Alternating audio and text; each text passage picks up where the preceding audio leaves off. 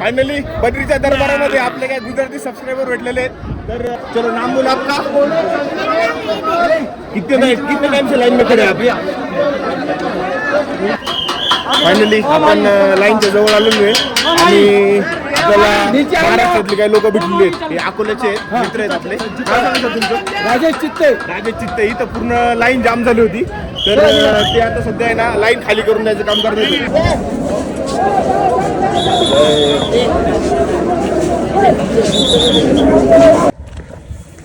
Good morning मित्रांनो, सुप्रभात from Badrinath. आता आपण केदारनाथ करून फायनली पोहोचलोय बद्रीनाथमध्ये आणि जामने काय आपला पिछा सोडलेला नाही. काल पण जवळजवळ 1 तासभर जाम लागलं होतं, पण काल कम्पेअर टू इतर खूप कमी होतं. रात्री आम्ही इथं स्टे केला. आता आम्ही निघालेलो बद्रीनाथाच्या दर्शनाला. टेम्परेचर रात्री जवळजवळ -5 डिग्रीपर्यंत गेलं होतं. खूप बेकार थंडी होती, पण आता ऊन पडले त्याच्यामुळे टेम्परेचर आता बऱ्यापैकी आहे, म्हणजे एवढी थंडी काही जाणवत नाही आहे. तर आता आपण इथून निघतो दर्शनाला. आता चला दर्शन वगैरे करूया, मग भेटूया.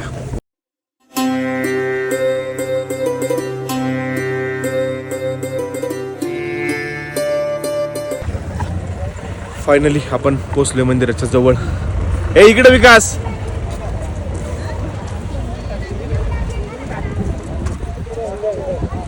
लाईन इथंच आहे का?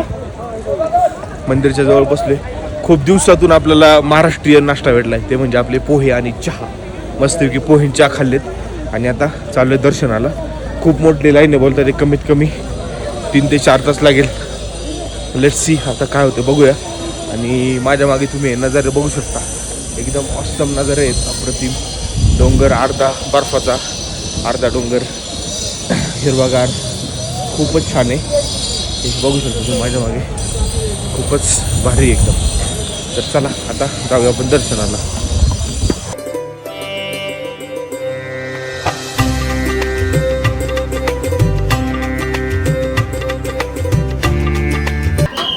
फायनली आपण लाईनच्या जवळ आलेलो आहे आणि आपल्याला महाराष्ट्रातले काही लोक भेटलेले आहेत. हे अकोल्याचे मित्र आहेत आपले. काय सांगता तुमचं?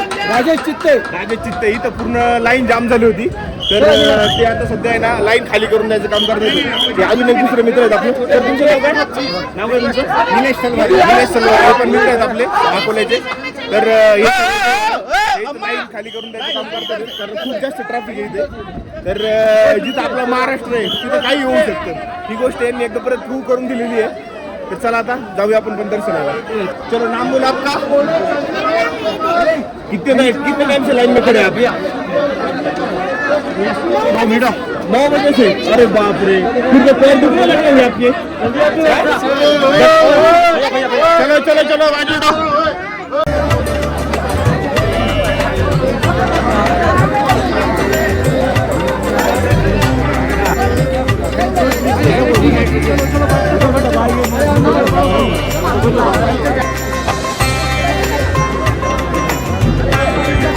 फायनली बद्रीच्या दरबारामध्ये आपले काय गुजराती सबस्क्राइबर भेटलेले आहेत. तर सर नाम बोला आपका. शशिकांत चौहान. ये है गुजरात से. अभी इनका 3 नाम हो चुका है और अभी 1 नाम केदारनाथ करने का बाकी है. एक्सट्रीम कंडीशन में करेंगे. हाँ, और इनकी वजह से हम लोग लाइन में थोड़ी जल्दी आ गए, तो शुक्रिया इनका. Thank you so much. Finally बद्रीच्या दरवाजामध्ये पोहोचलेलो आहे. मागे बघू शकतो तुम्ही माझ्या. खूप जास्त गर्दी आहे, पण हर हर महादेव. बम बम बम बम.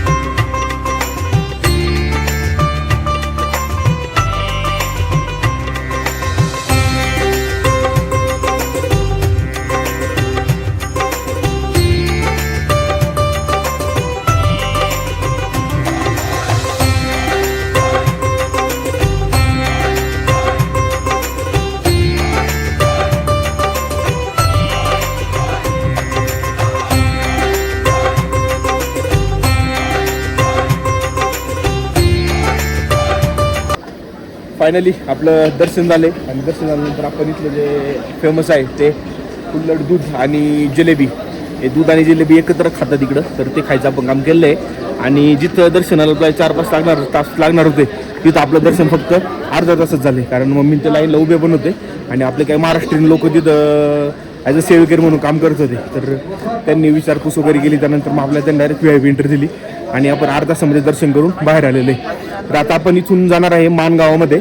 माणगाव साधारण तिथून एक 13 किलोमीटर आहे, पण होपसो ट्रॅफिक नसावं. जर ट्रॅफिक असेल तर शक्यतो आपल्याला आपला प्लॅन कॅन्सल करायला लागू शकतो. तर चला बघूया, आता निघूया माणगावाकडे. मंदिरापासून आपण दर्शन घेऊन पुढे आलोय. आपल्याला परत आपले काही महाराष्ट्रीयन लोक आणि आपली आणि हैदराबादचे, म्हणजे महाराष्ट्र आणि हैदराबादचं कॉम्बिनेशन आपलं इथं भेटलेलं बद्रीनाथला. तर आपण 1-2 मिनिटं बोलूया. काय करते आप? कॉलेज करता. और ये नांदेड जिल्ह्यातून आलेला आहे. आपल्या नांदेडचा आहे, आपला माणूस आहे, महाराष्ट्रीयन माणूस, आणि हा पण आपलाच माणूस आहे, हा काय लोकांचा नाही. तर आणि अजून 2 आपले सबस्क्रायबर झाले तिथे. तर चला मग आता आपण निघूया मानला.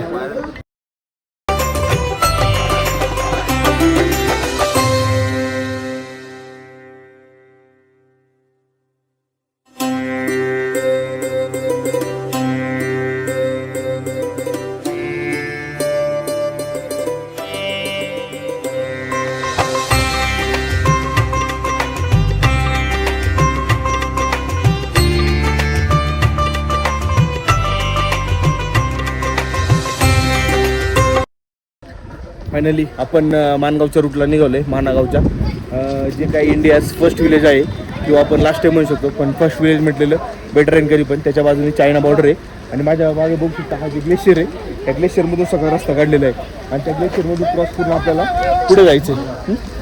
चला आता जाऊया मानागाव.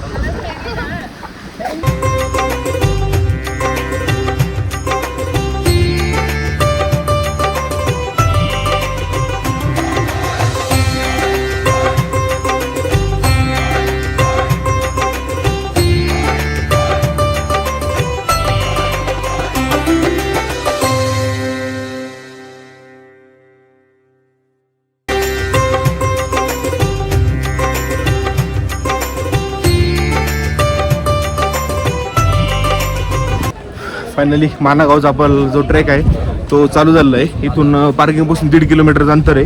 हे जे काही 3 पॉईंट कवर करायचे आहेत त्याच्यामध्ये व्यास गुफा आहे, गणेश गुफा आहे आणि भीमशिला, हे ती पण 3 पॉईंट त्याच्यामध्ये कवर होतात आहेत. तर आता आपण चाललो आहे, तर बघूया कसे काय ते.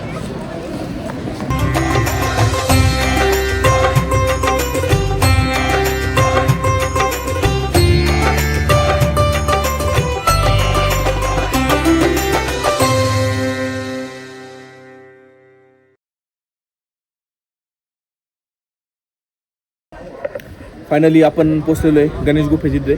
आणि गणेश गुफाचं महत्त्व हे की या ठिकाणी जे आपलं महाभारत आहे त्याची पूर्ण रचना केली गेली आहे. महाभारत या ठिकाणी लिहिलं गेलं आहे. व्यास मुनींनी महाभारत सांगितलं आणि गणेश ज्या गणपती बाप्पा आहेत त्यांनी इथे महाभारतला याचं काम केलं आहे.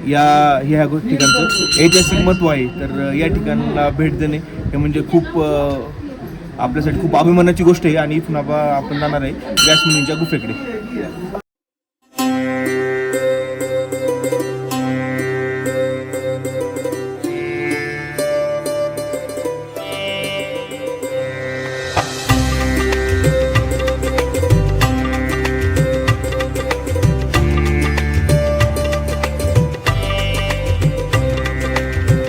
मित्रांनो फायनली आपण व्यास गुफेच्या तिथे पोहोचलेलो आहे. माझ्या मागे हे बघताय ही जी व्यास गुफा आहे आणि याचं जे स्ट्रक्चर आहे ते अगदी जे बुक आहे जो आपला ग्रंथ असतो त्या ग्रंथाच्या याच्यानुसार पेजनुसार याचं स्ट्रक्चर बनवलेलं आहे. आणि अजून एक याच्यामागे हिस्ट्री आहे. याच ठिकाणी व्यासमुनींनी 18 ग्रंथ 4 वेद आणि अनेक महाभारताची रचना केलेली आहे. आणि असं म्हटलं जातं हिस्ट्रीमध्ये की ह्या सगळं लिहिण्यासाठी त्यांना कोणतरी पाहिजे होतं आणि त्यावेळेस त्यांनी गणेश भगवानांना विचारलं की तेव्हा गणेश भगवानांनी होकार दिला. पण त्यांनी त्यावेळेस एक आट टाकली. ती आट अशी होती की मी ज्यावेळेस लिहायला सुरुवात करत त्यानंतर मी 1 सेकंदही थांबणार नाही. आणि त्यावेळेस म्हणजे कंटिन्यू ते ग्रंथ लिहित गेले आणि त्यांचं जे लिहायचा जो पेन होता किंवा त्या काळात जे काय होतं ते तुटून गेलं. त्यानंतर गणेश भगवाननी आपल्या दाढीचा एक केस काढून पुढचे ग्रंथ आहे ते लिहिले. ही याच्या मागची खूप मोठी हिस्ट्री आहे. आणि दुर्दैव एवढं वाईट इथं का जी लोक येतात बघतात त्यांना ही गोष्ट इथं कुणीच सांगत नाही. इथले लोकलसुद्धा कुणी सांगत नाही आहे. ते येतात फक्त इथं एक बोर्ड ठेवलेला आहे का भारत का फर्स्ट चायवाला, तिथं फोटो काढतात आणि जातात. तर तुम्ही जर कुठे फिरायला जात असेल तर त्या जायच्या आधी तिथल्या ठिकाणचा थोडासा हिस्ट्रीचा अभ्यास करा आणि देन त्याच्यानंतर तुम्ही तिथे जा. कारण हे एवढ्याशा गुफेमध्ये एवढी मोठी हिस्ट्री आहे पण ही कुणाला माहीत नाही आहे. तर चला आता आपण निघूया भीमपुलाकडे.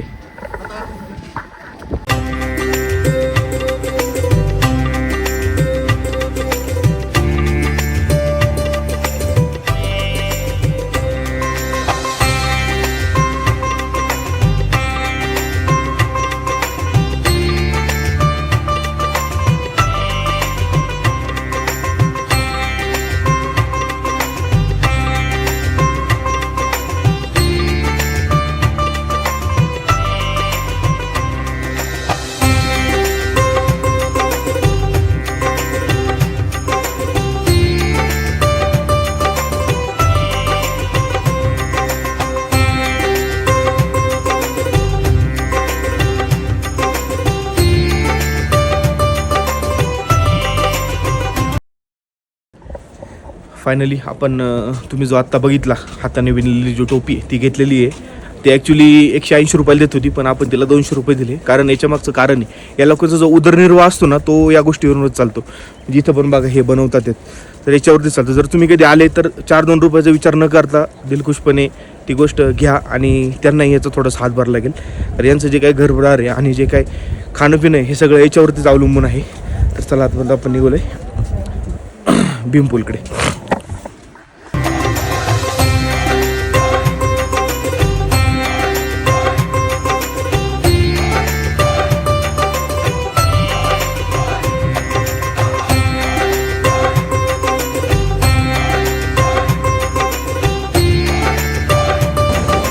फायनली मित्रांनो आपण आलेलो आहे भीमपूलच्या इथे. आता हा जो माझ्या मागे खूप मोठा दगड दिसतोय तो भीमपूल पत्थर आहे. आता याला भीमपूल हे नाव का पडलं कारण हा जो रस्ता होता हा रस्ता पांडवांचा स्वर्ग जाण्याचा रस्ता होता आणि इथून जी सरस्वती नदीचा उगम आहे मा सरस्वती इथून वाहते. तर ज्यावेळेस पांडवांनी सरस्वती नदीकडे जाण्यासाठी रस्ता मागितला त्यावेळेस त्यांनी रस्ता देण्यासाठी नकार केला. म्हणून भीमाने एक मोठा दगड उचलून त्याच्यावर टाकला आणि त्याच्यावरतून ते स्वर्गामध्ये गेले. ही याची मागची हिस्ट्री आहे. आता ही असं हिस्ट्रीमध्ये नमूद केलेलं आहे. तर हा भीमपूल आहे आणि ही सगळी लोक वरती दिसत आहे तुम्ही उभी आहेत आणि वरती हा एक छोटासा दगड अडकला आहे. लोक तोच भीमपूल म्हणून तिथंच फोटो काढतात आणि तिथून मागे जात आहे. आता किती दुर्दैव म्हणायचं या लोकांचं. आता त्याला काहीच नाही करू शकत आपण कारण इथं कसं आहे थोडासा आउटसाईड एरिया आहे त्याच्यामुळे इथे काही हे केलेलं नाही आहे प्रोव्हिजन वगैरे केलेलं नाही का कुठला भीमपूल आहे काय. लोक तिकडेच फोटो काढतात आणि रिटर्न जातात. तर त्याच्यामुळे आपण काहीच नाही करू शकत.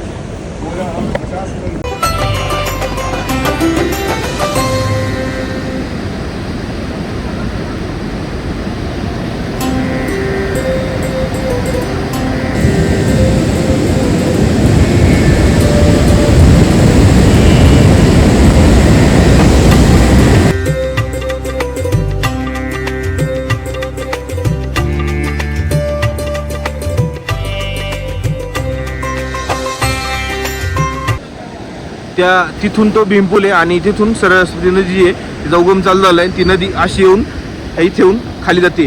पण एक गोष्ट मित्रांनो तुम्ही जर ऑब्झर्व केली थोडं झूम करतो या ठिकाणी बघा हा जो 100 मीटरचा जो परिसर आहे तो एकदम शांत आहे. म्हणजे या ठिकाणी पाण्याची अजिबात हालचाल नाही. कारण असं म्हणलं जातं का तो जो परिसर आहे त्या 100 मीटरच्या अंतरावर व्यास गुफा आणि गणेश गुफा आहे. त्याच्यानंतर ज्यावेळेस गणेश गुफा क्रॉस करून नदी पुढे जाते त्यावेळेस परत जो आवाज आहे तो आवाज चालू होतो असं इतिहासामध्ये नोंद केलेलं आहे.